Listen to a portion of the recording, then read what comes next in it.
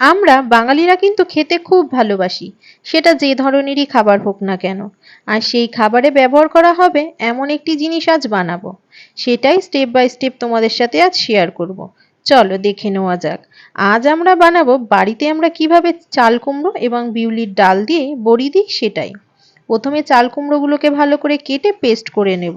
তারপর সেই চাল কুমড়োগুলোকে একটা সুতির পরিষ্কার কাপড়ের মধ্যে নিয়ে ভালো করে ধুয়ে নেব। চাল কুমড়োটা যত ভালো ধোয়া হবে সেটা বড়ির কালারটা তত বেশি ভালো আসবে। চাল কুমড়োটা আমরা যত কম ধোবো বড়িটা তত কালো হবে এবং বড়িটা তত বেশি বাড়িতে রাখা যাবে না। যাই হোক, চাল কুমড়োটা ধোয়া হয়ে গেল। তারপর বিউলির ডালটাকে রাত্রিরে ভিজিয়ে রেখেছিলাম ভালো করে ধুয়ে। সকালবেলা উঠে সেই বিউলির ডালগুলোকে ভালো করে পেস্ট করে নিয়েছিলাম। আর হ্যাঁ, রাত্রিরে চাল কুমড়োগুলোকে ধুয়ে রাখার পরে ওই পুঁটলিটাকে একটা ভারী জিনিস দিয়ে চাপা দিয়ে রেখে দিয়েছিলাম। বাড়িতে যেহেতু আমাদের শিল ছিল তাই শিল দিয়েই চাপা দিয়ে রেখেছিলাম যাতে জলটা পুরো ঝরে যায়।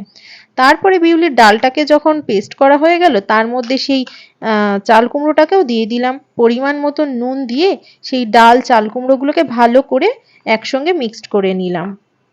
তারপরে সেই ডালগুলোকে ভালো করে ফেনাতে থাকলাম যতক্ষণ না সেটা সাদা ধপধপে হয়ে আসলো। এই যে দেখো, তারপরে আমরা আস্তে আস্তে এরকমভাবে বড়ি দিতে লাগলাম। এই বাড়িতে দেওয়া বড়ি কিন্তু খেতে খুব সুন্দর লাগে। তোমরাও কে কে বাড়িতে এইভাবে বড়ি দাও কমেন্ট করে জানাতে ভুলো না কিন্তু।